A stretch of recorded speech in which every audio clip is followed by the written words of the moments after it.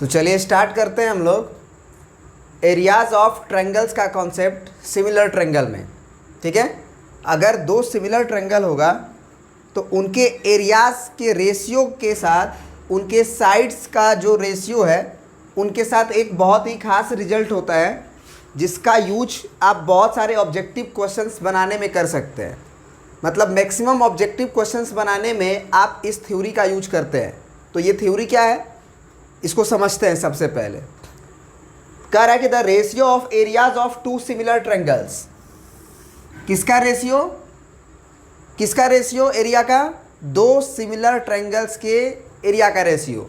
यानी कि गिवन दे दिया गया है कि A B C is triangle similar to triangle D E F, और ये प्रूफ कर रहा है कि जो ratio of areas of two similar triangle is equal to the square of ratio of their corresponding sides.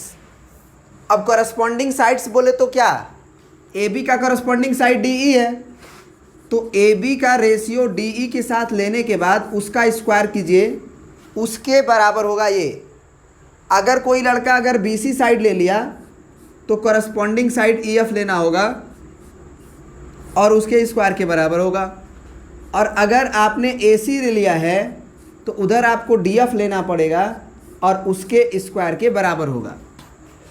ये बातें आपको प्रूफ करना है और ये याद भी रखना है कि अगर दो ट्रायंगल सिमिलर होगा तो उनका करस्पॉन्डिंग साइड का अगर रेशियो हमको दिया हो, मान लो ये 2 दिया हो और ये 3 दिया हो, तो अगर हमसे पूछे कि उनके एरियाज ऑफ ट्रायंगल का रेशियो क्या होगा, तो तुरंत हम पहले 2/3 लिखेंगे और उसका स्क्वायर कर देंगे, मतलब कि 4/9 होगा। हम रेशियो क्या बोल देंगे, 4:9 बोल देंगे। तो ये याद भी रखना है। तो सबसे पहले तो इससे प्रूफ करने की बारी आई। तो प्रूफ करने के लिए थोड़ा सा हमको कंस्ट्रक्शन का ज़रूरत पड़ता है, और वो कंस्ट्रक्शन है कि आप क्या कर लो कि ए से परपेंडिकुलर डाल लो बी सी के ऊपर, और डी से परपेंडिकुलर डाल लो क्यू ई एफ के ऊपर। तो यहीं पे आप लिख दीजिएगा कि draw A P perpendicular to B C and D Q perpendicular to E F. मात्र 2 लाइन का प्रूफ है इसका, कुछ ज़्यादा समय लगने वाला नहीं है। बस आपको कॉन्सेप्ट याद रखना है, वही चीज़ इम्पोर्टेंट है कि दो सिमिलर ट्रायंगल के एरियाज के रेशियो उनके करस्पॉन्डिंग साइड्स के रेशियो के स्क्वायर के बराबर होता है। बस इतना चीज़ याद रखना है। चलिए, तो सबसे पहले हम लोग प्रूफ करते हैं। एक बात बताइए, अगर हम तुमसे पूछे कि area of triangle A B C का रेशियो अगर area of triangle D E F के साथ लेना है, ठीक है, areas of triangle A B C का रेशियो डी ई एफ के साथ लेना है, तो सबसे पहले एरिया क्या होता है, half into base into corresponding height, नीचे भी half into base into corresponding height. Base तुम्हें बी सी नज़र आ रहा होगा ए बी सी के ट्रायंगल में, बी सी ले लो, और अगर ट्रायंगल ए बी सी में बेस बी सी ले हो तो हाइट तुम्हारा ए पी हो जाएगा, और नीचे अगर तुम बेस क्या लोगे डी ई एफ में ई एफ, तो परपेंडिकुलर क्या हो जाएगा तुम्हारा डी क्यू हो जाएगा। अब ये हाफ हाफ से कट गया। अब यहाँ पे जो नज़र आ रहा है वो B C upon E F into A P upon D Q. हमें क्या प्रूफ करना है, B C upon E F का होल स्क्वायर। तो B C upon E F ये भी प्रूफ करना है वैसे, लेकिन सबसे पहले ये वाला आ रहा है तो इसे हम कंसंट्रेट कर सकते हैं कि ये वाला चीज़ पहले ला देते हैं। तो B C upon E F का स्क्वायर लाने के लिए हमें A P upon D Q को भी B C upon E F बनाना पड़ेगा, क्योंकि एक ठो B C by E F है, और A P by D Q भी अगर B C by E F बन जाएगा तो B C by E F का हम लोग होल स्क्वायर कर सकते हैं। तो हमारा दिमाग में ये चलेगा कि हम कैसे करें A P upon D Q को B C by E F के इक्वल। उसके लिए थोड़ा सा दिमाग खर्च करना पड़ेगा, और उसके लिए कुछ खर्च नहीं करना पड़ेगा। थोड़ा सा हम ये इस चीज़ को मिटाएंगे, आप प्रिंट कर लीजिए, फिर हम बताएंगे आगे। अब देखिए, आप ज़रा कंसंट्रेट करिए छोटा वाला जो ट्रायंगल है उस पर, ए बी पी पर और डी ई क्यू पर।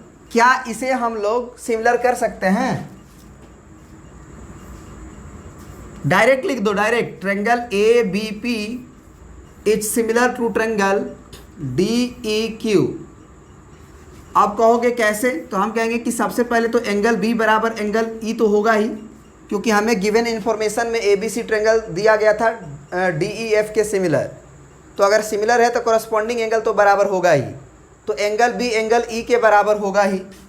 एंड एंगल पी जो है हमारा, एंगल पी जो है हमारा वो एंगल क्यू के बराबर होगा और दोनों 90 डिग्री होगा। अब दोनों अगर बराबर हो गया तो भाई एंगल एंगल सिमिलरिटी, सिमिलरिटी, ये ट्रायंगल सिमिलर हो गए। जैसे ही ट्रायंगल सिमिलर हुआ तो हम लोग ए बी का रेशियो किसके साथ, डी ई के साथ ले सकते हैं। और यही रेशियो हमारा क्या हो जाएगा, अगर हम ए पी ले लें, क्योंकि हमको इसी की आवश्यकता है, बी पी की आवश्यकता नहीं है, ए पी अगर ले लें तो इधर डी क्यू के बराबर होगा।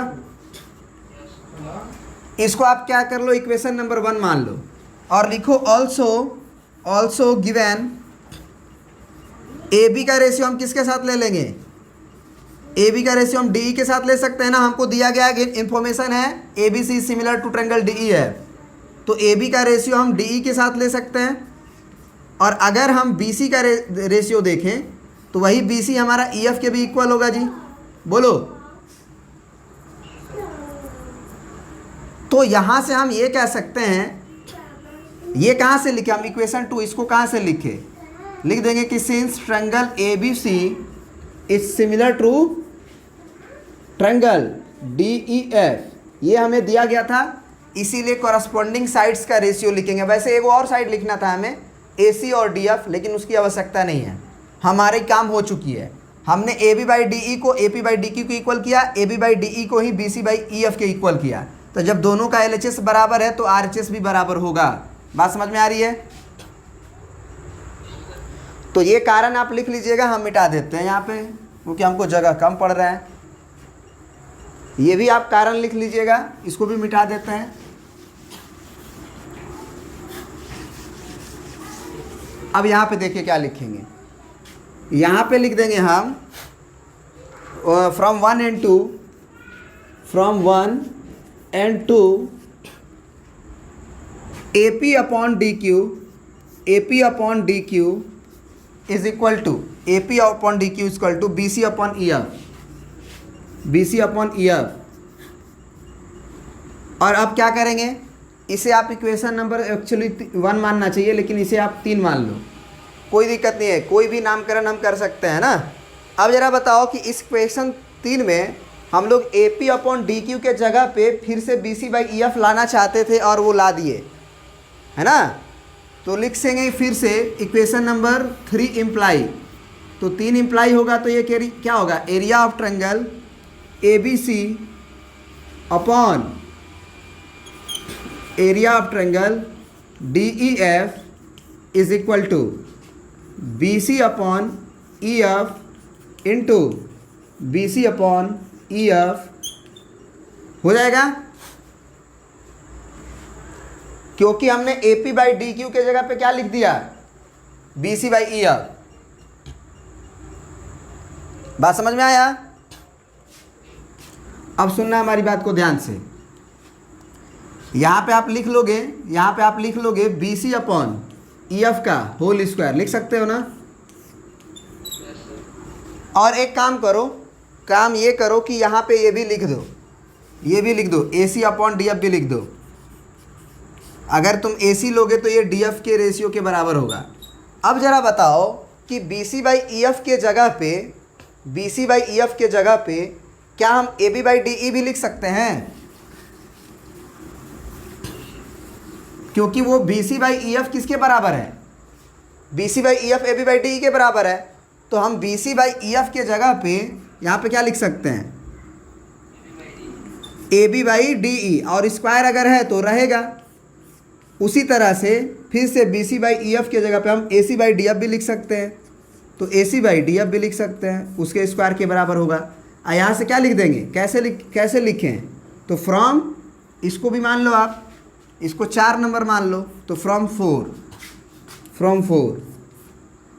तो इसीलिए आपको याद रखना पड़ता है कि areas of triangle A B C, areas of triangle A B C upon areas of triangle D E F में अगर दोनों ट्रायंगल सिमिलर होगा तो ए बी बाई पहला ले लो, ए बी और डी ई, उसके रेशियो के स्क्वायर के बराबर, दूसरा ले लो B C E F, B C by E F के स्क्वायर के बराबर, और अगर तीसरा आप ए सी लोगे तो A C by D F के स्क्वायर के बराबर। तो ये आपको रिजल्ट याद रखना है, प्रूफ हो चुका है। अब नेक्स्ट हम लोग पढ़ेंगे, इसको प्रिंट कर लीजिए आप।